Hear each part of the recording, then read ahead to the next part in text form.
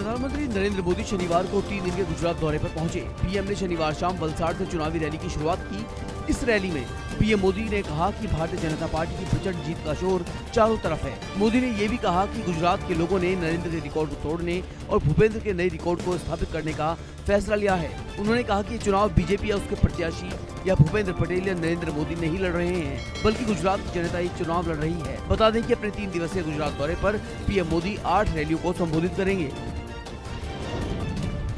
गुजरात चुनाव में आज बीजेपी और पीएम मोदी की चुनावी रैलियों के अलावा कांग्रेस, आम आदमी पार्टी और AIMIM की भी चुनावी रैलियां हैं। राहुल गांधी के गुजरात दौरे से पहले मुख्यमंत्री अशोक गहलोत ने मोर्चा संभाल लिया है। वहीं आप संयोजक अरविंद केजरीवाल भी 3 दिवसीय गुजरात दौरे पर पहुंच चुके हैं और AIMIM के चीफ ओवैसी भी जमे हुए हैं। केजरीवाल अगले 3 दिन में आधा दर्जन रोड शो और जनसभाओं को संबोधित करेंगे। वहीं खबर ये है कि राहुल गांधी भी 2 दिनों के लिए भारत जोड़ो यात्रा को छोड़कर गुजरात चुनाव प्रचार में मोर्चा संभालेंगे। नगर निगम चुनाव के लिए दिल्ली बीजेपी की तैयारियां तेज हो रही हैं और पार्टी ने अब बड़े नेताओं को प्रचार में उतारना शुरू कर दिया है। दिल्ली बीजेपी के महामंत्री कुलजीत सिंह चहल ने कहा कि रविवार यानी आज दिल्ली में प्रचार का सुपर संडे बनेगा, जब पार्टी के राष्ट्रीय अध्यक्ष JP नड्डा विजय संकल्प रोड शो के माध्यम से संगम बिहार में प्रचार के लिए उतरेंगे। बता दें कि दिल्ली के 14 जिलों में होने वाले विजय संकल्प रोड शो में प्रदेश के 6 सांसद भी शामिल होंगे। सूची में डॉक्टर हर्षवर्धन, मनोज तिवारी, रमेश बिधूड़ी, प्रवेश साहिब सिंह, गौतम गंभीर, हंसराज हंस भी शामिल होंगे।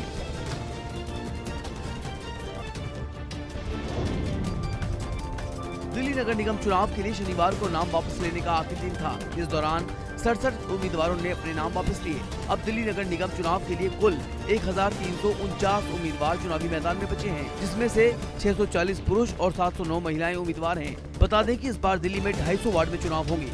परिसीमन से पहले 272 वार्डों में चुनाव होते थे। 250 वार्ड में से 42 को SC के लिए रिजर्व किया गया है। इनमें से भी 21 सीट SC महिलाओं के लिए आरक्षित हैं। वहीं महिलाओं के लिए 50% सीट आरक्षित हैं। संसद के शीतकालीन सत्र की तारीखों का ऐलान कर दिया गया है। संसद का शीतकालीन सत्र 7 दिसंबर से शुरू होगा और 29 दिसंबर को खत्म होगा।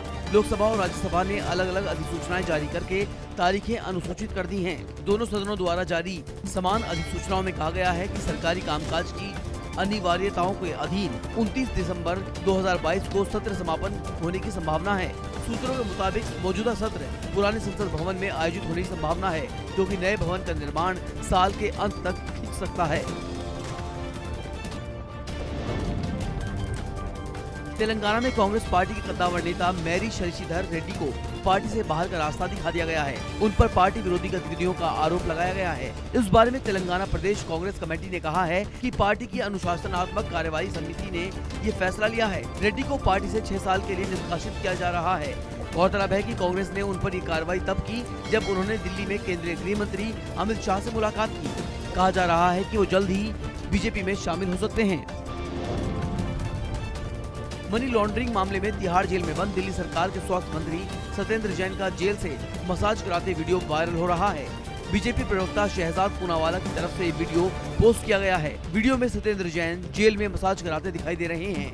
वीडियो सामने आने के बाद दिल्ली के उप मुख्यमंत्री मनीष सिसोदिया तुरंत सत्येंद्र जैन के पक्ष में सामने आए। उन्होंने कहा कि जैन बीमार हैं और डॉक्टरों की सलाह पर फिजियोथेरेपी ले रहे हैं। इसके अलावा उन्होंने सवाल उठाया कि तिहाड़ के वीडियो लीक कैसे हुए और बीजेपी के पास कैसे पहुँचे। पंजाब के कुख्यात गैंगस्टर आतंकी हरविंदर रिंदा की पाकिस्तान के लाहौर में मौत हो गई है। हालांकि रिंदा की मौत की वजह साफ नहीं हो पाई है। कुछ मीडिया रिपोर्ट्स में कहा जा रहा है कि उसे गोली लगी थी, जबकि कुछ में दावा किया गया है कि मौत दवाओं के ओवरडोज की वजह से हुई है। इस बीच बम्बीहा गैंग ने सोशल मीडिया पर दावा किया है कि रिंदा को मारकर उन्होंने सिद्धू मूसेवाला की हत्या का बदला लिया है। बताया जा रहा है कि रिंदा को किडनी की बीमारी के चलते लाहौर के जिंदल अस्पताल में भर्ती कराया गया था, जहां रिंदा को अस्पताल में एक इंजेक्शन दिया गया, जिसके बाद उसकी मौत हो गई। श्रद्धा मर्डर केस में लगातार नए खुलासे हो रहे हैं। मीडिया रिपोर्ट्स के मुताबिक पुलिस के हाथ 18 अक्टूबर का CCTV फुटेज लगा है। इस वीडियो में आफ्ताब सुबह 4 बजे बैग ले जाते हुए देखा गया है। पुलिस को शक है कि वो श्रद्धा के बॉडी के टुकड़ों को फेंकने गया था।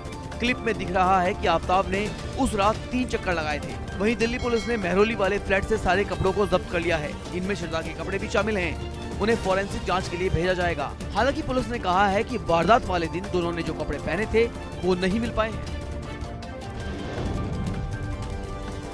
दिल्ली में हुए श्रद्धा मर्डर केस की घटना से देश भर में युवा और हिंदू समाज आक्रोशित नजर आ रहे हैं। मध्य प्रदेश के नर्मदापुरम में भी श्रद्धा हत्याकांड को लेकर स्थानीय लोगों ने जस्टिस फॉर श्रद्धा नाम से विशाल श्रद्धांजलि रैली निकाली। रैली में शामिल लोगों ने हाथों में तख्तियां लेकर लव जिहाद के खिलाफ गुस्सा जाहिर किया।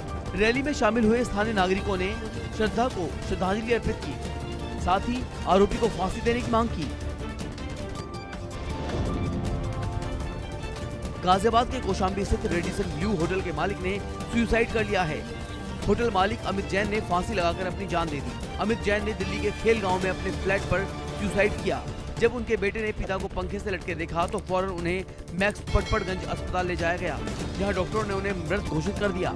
घटना की खबर मिलने के बाद मौके पर पहुंची दिल्ली पुलिस ने अमित जैन के शव को कब्जे में लेकर पोस्टमार्टम के लिए भेज दिया। अमित जैन के जान देने की वजह व्यापार में घाटा बताई जा रही है। दिल्ली एमसीडी चुनाव पीक पर है। सभी पार्टियों ने अपनी पूरी ताकत झोंक दी है। इसी कड़ी में आम आदमी पार्टी के संयोजक और दिल्ली के मुख्यमंत्री अरविंद केजरीवाल आज जनसंवाद कर सकते हैं। बताया जा रहा है कि सीएम का ये जनसंवाद सुबह 11 बजे शुरू होगा। ये जनसंवाद ऐसे समय में हो रहा है जब बीजेपी और कांग्रेस सत्येंद्र जैन के वायरल हुए वीडियो को लेकर हमलावर है। आरोप प्रत्यारोप का दौर जारी है। पहले से ही जारी कूड़ा पॉलिटिक्स के बीच सत्येंद्र जैन के वायरल की एंट्री से ये चुनाव काफी दिलचस्प हो गया है।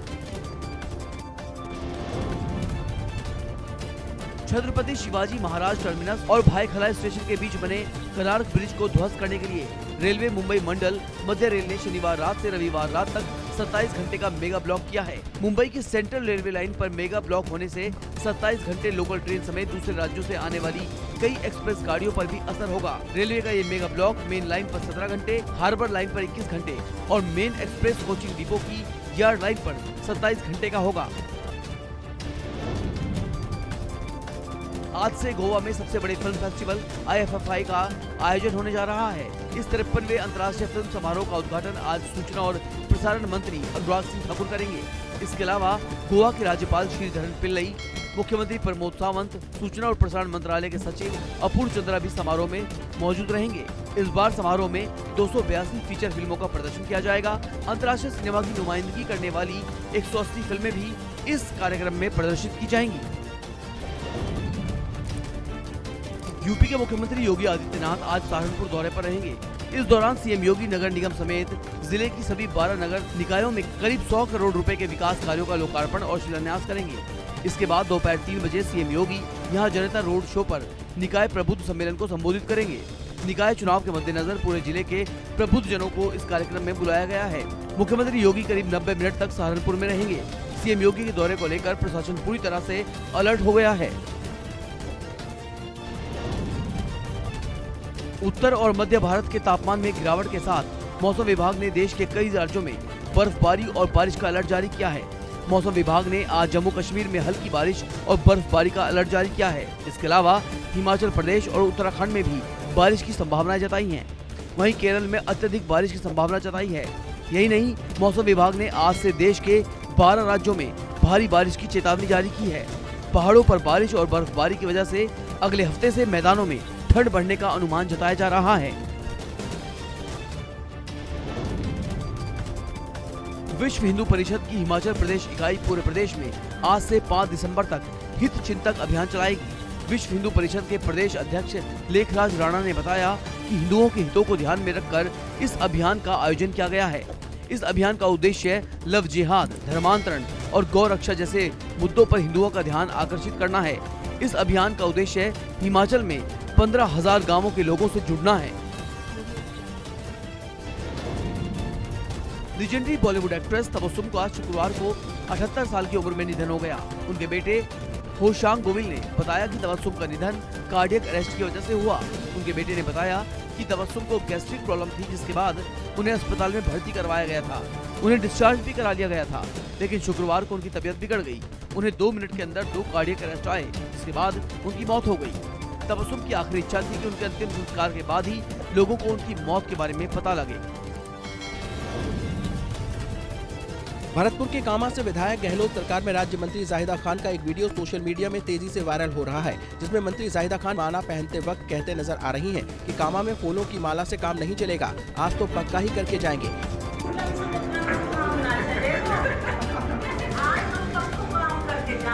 बता दें कि मामला पहाड़ी के कृषि उपज मंडी के चुनाव से जुड़ा हुआ है। नोटों की माला करीब 51,000 की बताई जा रही है। तो वहीं बीजेपी ने मंत्री द्वारा सदस्यों पर नोटों की माला के लिए दबाव बनाने का आरोप लगाया है।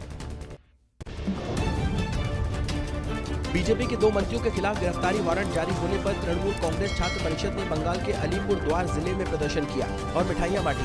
केंद्रीय गृह राज्य मंत्री निशीथ प्रमाणिक और केंद्रीय अल्पसंख्यक राज्य मंत्री जॉन बारला की गिरफ्तारी का वारंट जारी हुआ है। इनकी तत्काल गिरफ्तारी की मांग को लेकर प्रदर्शन किया गया। बता दें कि अलीपुर द्वार अदालत और तूफानगंज अदालत ने दोनों केंद्रीय राज्य मंत्रियों के खिलाफ वारंट जारी किया है, जिससे अलीपुर द्वार के निवासी खुश हैं। शनिवार रात पश्चिम बंगाल के सिलीगुड़ी में स्थित राणा बस्ती में भीषण आग लग गई।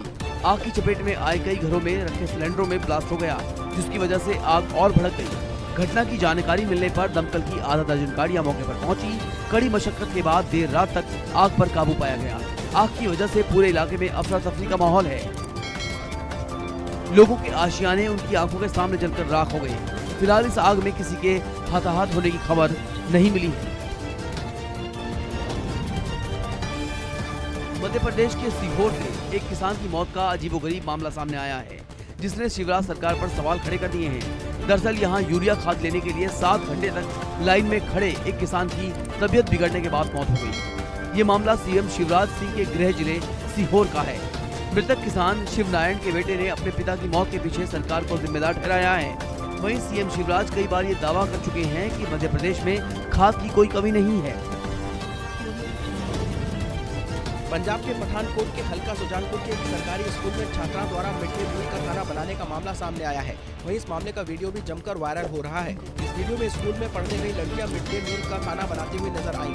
वहीं इस मामले पर स्कूल की प्रिंसिपल का कहना है कि खाना बनाने के लिए 3 वर्कर हैं, लेकिन घटना के दिन 2 वर्कर छुट्टी पर थी और एक वर्कर बीमार होने की वजह से स्कूल आकर छुट्टी लेकर वापस चली गई। इसके बाद बच्चों ने उस बीमार वर्कर की मदद की है। फिलहाल प्रिंसिपल ने इस मामले को लेकर जाँच की बात की है।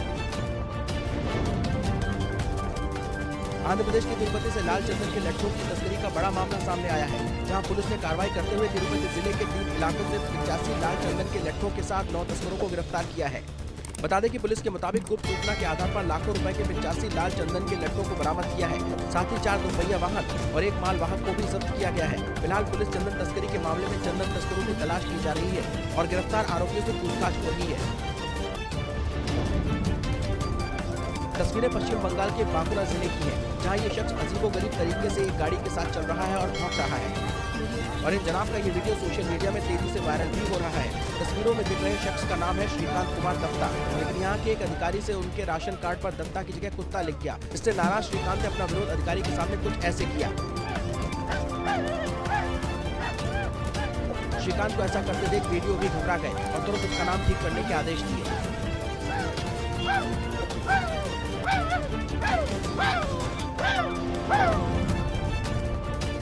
रायसिंह नगर इलाके की दूध डेयरी में युवती से गैंगरेप का मामला सामने आया है। गैंगरेप का आरोप 5 लोगों पर लगा है, जिनको गिरफ्तार कर लिया गया है। पकड़े गए 5 में से 3 बीएसएफ के जवान बताए जा रहे हैं, जिनसे पूछताछ जारी है। युवती ने बताया कि उसे शुक्रवार रात रायसिंह नगर इलाके में एक दूध डेयरी के गोदाम में ले गए। वहाँ 5 ने बारी बारी से उसके साथ दुष्कर्म किया। फिलहाल पुलिस मामले की जाँच कर रही है। पटना यूनिवर्सिटी से सनसनीखेज मामला सामने आया है, जहां छात्र संघ चुनाव के खत्म होने के बाद पुलिस कैंपस खाली करा रही थी। उसी दौरान अफरा तफरी मच गई और तभी छात्रों के द्वारा कई राउंड गोलियां चलाने का मामला सामने आया है, जिससे पटना विश्वविद्यालय में फायरिंग से चारों तरफ दहशत का माहौल हो गया। दरअसल पटना विश्वविद्यालय छात्र संघ चुनाव के लिए मतदान के दौरान जमकर हंगामा हुआ। वहीं इस घटना के बाद यूनिवर्सिटी कैंपस में सुरक्षा के कड़े इंतजाम कर दिए गए हैं। फिलहाल पुलिस इस मामले की जाँच में जुटी है। यूपी के बदायूं में विश्व हिंदू सेवा दल के जिला अध्यक्ष को गोली मारकर हत्या कर दी गई। घटना मूसा झाग थाना इलाके की है। बताया जा रहा है कि विश्व हिंदू सेवा दल के जिला अध्यक्ष प्रदीप कश्यप सुबह 7:30 बजे अपनी कार से घर लौट रहे थे।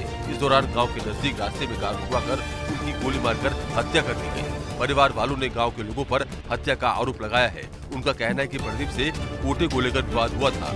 आरोपी ने उन्हें 24 घंटे में गोली मारने की धमकी दी थी। गाजियाबाद के इंदिरापुरम में पुलिस और बदमाशों की मुठभेड़ हो गई, जिसमें 2 बदमाशों को गिरफ्तार किया गया है। मुठभेड़ के दौरान एक बदमाश को पैर में गोली लगी है, तो दूसरा भागने के दौरान बाइक से फिसल गया, जिससे वो घायल हो गया। दोनों का अस्पताल में इलाज जारी है। पकड़ गए बदमाशों के नाम शमशेर और सरवर बताए जा रहे हैं। दोनों बदमाशों पर लूट और चोरी के 1 दर्जन से ज्यादा मामले दर्ज हैं। बता दें, शमशेर पर थाना इंदिरापुरम में साल 2019 में गैंगस्टर एक्ट भी लगा है, जिसका मुकदमा कोर्ट में चल रहा है। जम्मू कश्मीर के रामबन में प्रशासन की बड़ी लापरवाही सामने आई है, जहां रामबन में निर्माणाधीन गेट की शटरिंग अचानक गिर गई। इसकी चपेट में आने से वहां से गुजर रहे 2 लोग घायल हो गए। घायलों को तुरंत स्थानीय अस्पताल में भर्ती करवाया गया है। वहीं इस घटना का सीसीटीवी फुटेज भी सामने आया है। जिस वक्त हादसा हुआ उस वक्त गेट का काम नहीं चल रहा था। अगर ऐसे में वहाँ काम हो रहा होता तो नुकसान बड़ा हो सकता था। वहीं इस मामले में जांच के आदेश दे दिए गए थे। फुटबॉल का सबसे बड़ा टूर्नामेंट फीफा वर्ल्ड कप 2022 का आगाज आज से कतर में होने जा रहा है। इस टूर्नामेंट में दुनिया भर की 32 सर्वश्रेष्ठ टीमें हिस्सा ले रही हैं, जिन्हें 8 ग्रुपों में बांटा गया है। आज से 2 दिसंबर के बीच 14 दिनों में कुल 48 ग्रुप मैच खेले जाएंगे। फाइनल मैच 18 दिसंबर को खेला जाएगा। इस पूरे वर्ल्ड कप में कुल 64 मैच खेले जाएंगे। भारत के उपराष्ट्रपति Jagdeep Dhankhar FIFA world cup में उद्घाटन समारोह में भारत का प्रतिनिधित्व करेंगे। इसके लिए उपराष्ट्रपति आज कतर के लिए रवाना होंगे। न्यूजीलैंड में चल रही T20 सीरीज पर बारिश के बादल मंडराने लगे हैं। भारत और न्यूजीलैंड के बीच खेले जाने वाला पहला T20 मुकाबला बारिश की वजह से रद्द हो गया। वहीं दूसरे मैच पर भी बारिश के बादल मंडरा रहे हैं। पहले मैच के रद्द हो जाने से सीरीज में अब केवल 2 मैच खेले जाएंगे। इस परिस्थिति में किसी भी टीम को विजेता बनने के लिए दोनों मैच लगातार जीतने होंगे। बता दें कि फिलहाल टीम इंडिया न्यूजीलैंड दौरे पर है। इस दौरे पर टीम इंडिया 3 T20 मैचों के अलावा 3 वनडे मैचों की भी सीरीज खेलेगी। आज विश्व बाल दिवस है। विश्व बाल दिवस मनाने का उद्देश्य बच्चों की शिक्षा और शारीरिक और मानसिक सेहत को बेहतर बनाने की दिशा में लोगों को जागरूक किए जाना है। बाल दिवस की पहली शाम भारत की राजधानी दिल्ली करीब पूरी नीले रंग में नहा गई। दिल्ली के संसद भवन, राष्ट्रपति भवन, पीएमओ से लेकर सभी ऐतिहासिक स्मारक स्थलों को नीले रंग में सजाया गया है। विश्व बाल दिवस पर यूनिसेफ की तरफ से आज संसद भवन में केंद्रीय कक्ष में विशेष कार्यक्रम आयोजित किया जाएगा, जिसमें बाल अधिकारों को लेकर कार्यक्रम होगा। ब्रिटेन का प्रधानमंत्री बनने के बाद ऋषि सुनक ने यूक्रेन की पहली यात्रा की। इस दौरान उन्होंने राष्ट्रपति वोलोडिमिर जेलेंस्की से मुलाकात की। ऋषि सुनक ने जेलेंस्की को ब्रिटेन का समर्थन जारी रखने का आश्वासन दिया। सुनक ने ट्वीट किया, ब्रिटेन जानता है कि आजादी के लिए लड़ने का क्या मतलब है। ब्रिटेन के पीएम ने जेलेंस्की से कहा, हम हर तरह से आपके साथ हैं। बता दें कि ऋषि सुनक ने इसी हफ्ते बाली में हुए G20 सम्मेलन में भी रूसी राष्ट्रपति पुतिन के आक्रमण की निंदा की थी। शनिवार देर रात रूस में एक बड़ी पाइपलाइन में विस्फोट के बाद भीषण आग लग गई। रूसी विशेषज्ञों ने अचानक हुए इस विस्फोट के बाद बड़ी तबाही का संकेत जताया है। बताया जा रहा है कि पाइपलाइन में विस्फोट की एक घटना 10 लाख से अधिक लोगों को प्रभावित कर सकती है। विस्फोट के बाद पुतिन के शहर सेंट पीटर्सबर्ग के पास आसमान में मीलों दूर तक धुएं के घने गुबार दिखाई दे रहे हैं। गैस उपयोग कंपनी गैस बैटरिस्का का मानना है कि बाहरी प्रभाव के बिना ऐसा विस्फोट असंभव है। नेपाल में आज सांसदों को चुनने के लिए देश भर में मतदान होने जा रहा है। नेपाल में संघीय संसद के 275 सदस्यों और 7 प्रांतीय विधानसभाओं की 550 सीटों के लिए आज चुनाव है। एक ही चरण में होने वाले इस मतदान में नेपाल के 7 प्रांतों में 1.79 करोड़ से अधिक लोग मतदान करेंगे। चुनाव को लेकर प्रशासन की तरफ से सभी तैयारियां पूरी कर ली गई हैं। चुनाव से पहले भारत और चीन से लगे सभी सीमाओं को सील कर दिया गया है। चुनाव व्यवस्था को चुस्त दुरुस्त बनाया गया है। बता दें कि नेपाल में नए संविधान के बाद ये दूसरा आम चुनाव है।